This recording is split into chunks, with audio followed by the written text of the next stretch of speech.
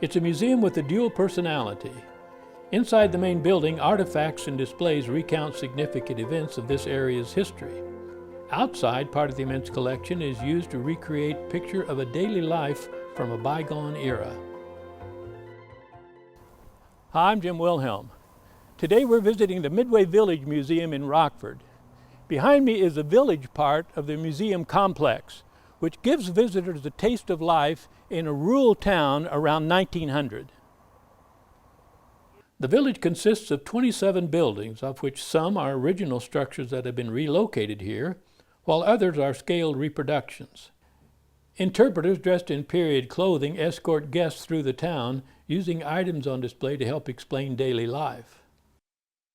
At that time, electricity was just coming into vogue, and it was still only used for lighting. And in many communities, the power was only on for certain hours of the day. And electric appliances were still in the future. So as you can see, life back then was very labor-intensive. Nowhere else is this better demonstrated than at the general store. In a time before the car, and when travel was difficult, these enterprises played a vital role in rural life. They served as a local post office and were a social center where people could learn of the latest gossip and news. The floors would not have been very clean because of the dust and the mud that the customers tracked in from the unpaved streets. And the rodents would have been attracted to the bulk food stored there.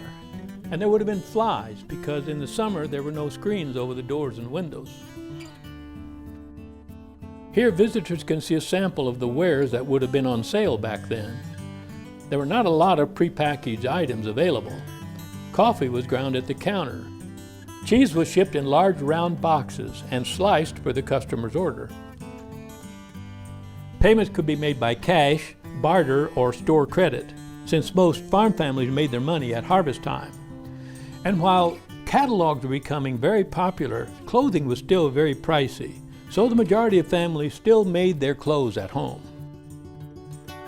Speaking of clothing, these items were used for one of the worst chores, the laundry. Clothes were put in a tub of soapy water and worked around with this device called an agitator. Stains were scrubbed out by hand using a washboard. Whites had to be washed separately and bleached. So after each peach was washed and rinsed and wrung out by hand, then it had to be hung up on a line for drying. That job took almost a whole day, and it was usually Monday. And since there was no permanent press, Tuesday was ironing day. As we've seen, life back then was very labor intense, but so too was the workplace. And nothing illustrates that better than in the recreated print shop. Here each word, each line of the newspaper had to be set by hand. Letters were stored in various drawers according to font size. The most popular layout was known as the California job case, in which case the characters were arranged according to the frequency of use. Prior to the invention of the California arrangement, letters were always kept in two cases. One case was strictly for capital letters, and that case was always placed on top the other, which gives rise to the terms that we still use today about upper and lower case letters. Individual letters were assembled on a composing stick, and several of these sticks would make up a page. The print shop is just one of several recreated businesses visitors can enter. There's also a hardware store, seamstress home, and a blacksmith shop. One of the most popular buildings is the one-room schoolhouse. Here visitors can find out what classes were like and what kind of discipline the teachers imposed. And every day started with chores. For example, the boys' task was to bring in a bucket of water from the well, so the students would have water all day long. The day also began with a recently added ceremony, the Pledge of Allegiance. It had been written in 1892 by Francis Bellamy as an effort to inspire patriotism, and in its original form was a little bit different than today's version.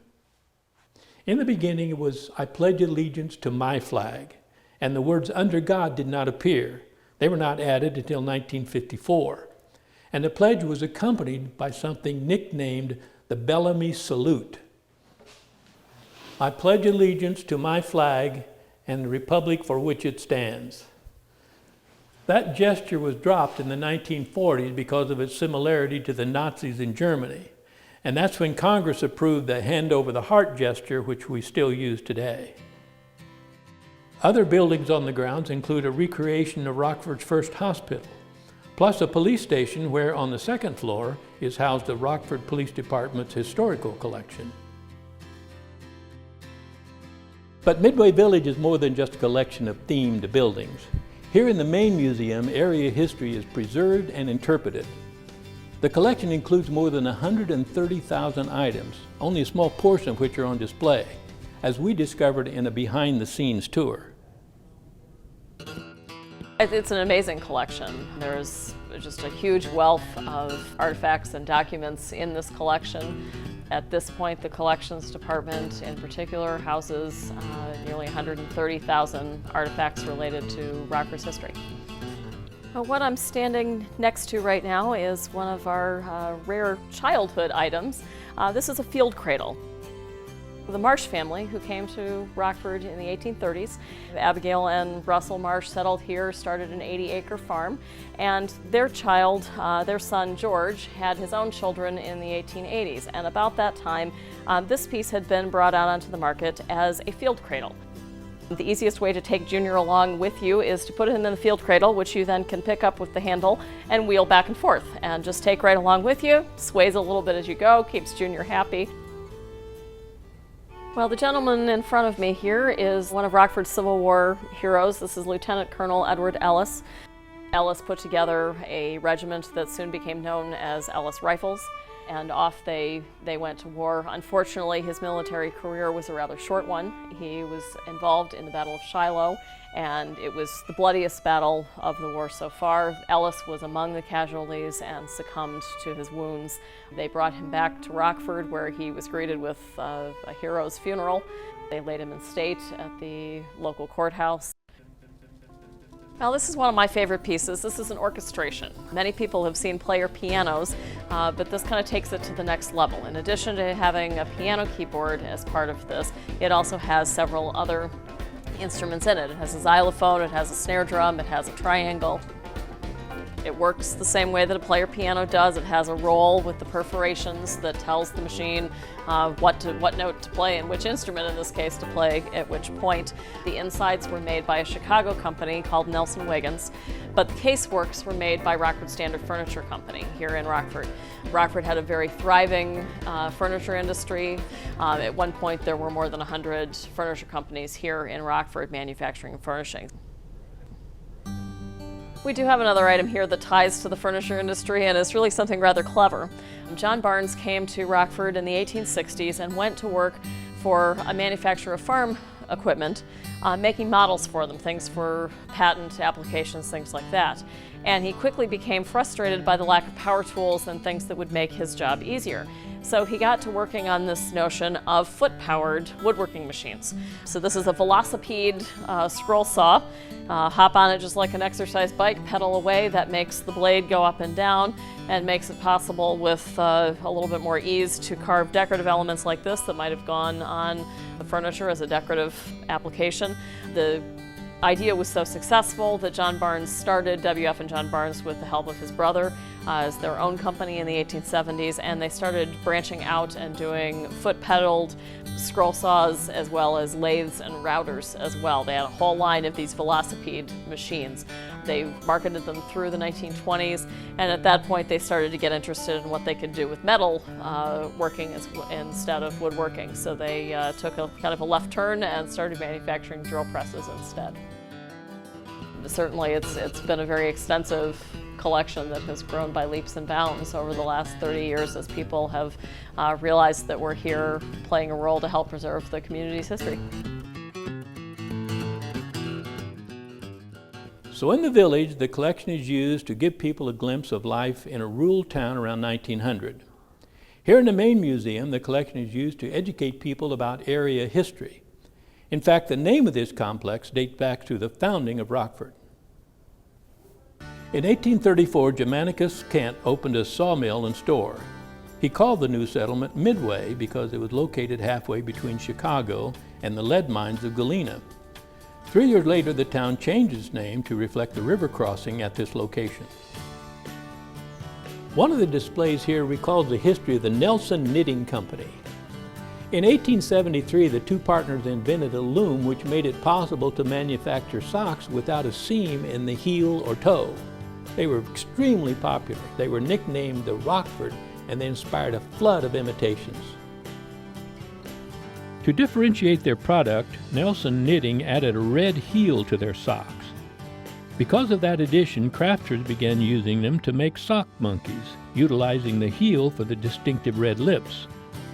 Eventually, the company began including instructions with their socks on how to make the toy.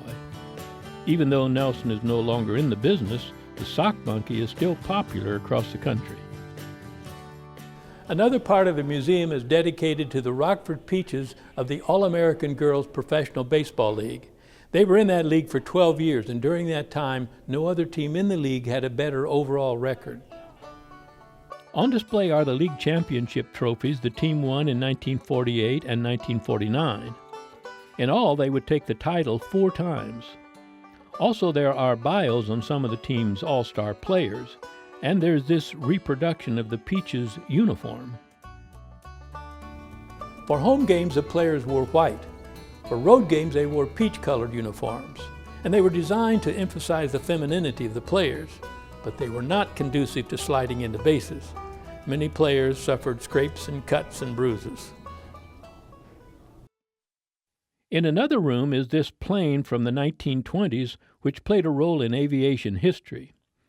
Nicknamed the Greater Rockford, the plane was piloted by Bert Hassel, who had a theory that transatlantic flights could be commercially viable if a different route were pioneered.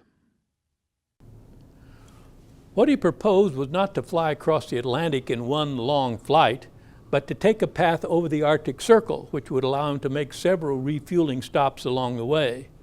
So in 1928, he and his co-pilot set off from Rockford for Stockholm, Sweden.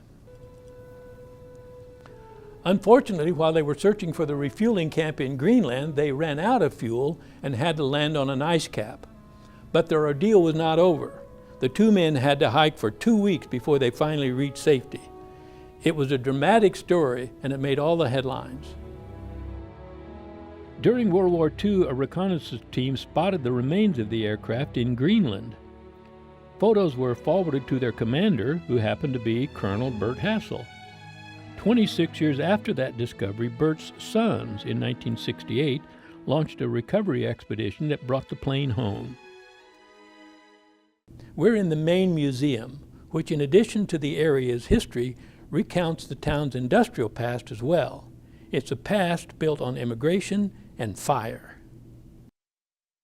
A large Swedish population provided the skills and labor base for a growing furniture industry.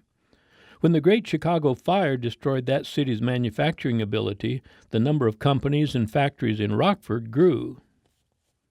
More recently, Rockford is the home of the Estwing Manufacturing Company, one of the largest manufacturers of geological tools. In fact, NASA chose Estwing picks for use by the astronauts during the moon missions. Today, the museum gives guests an overview of Rockford's history, the people that settled here and the industries that once populated the riverbanks. Outside, the collection is used to demonstrate rural life in a time before the 20th century.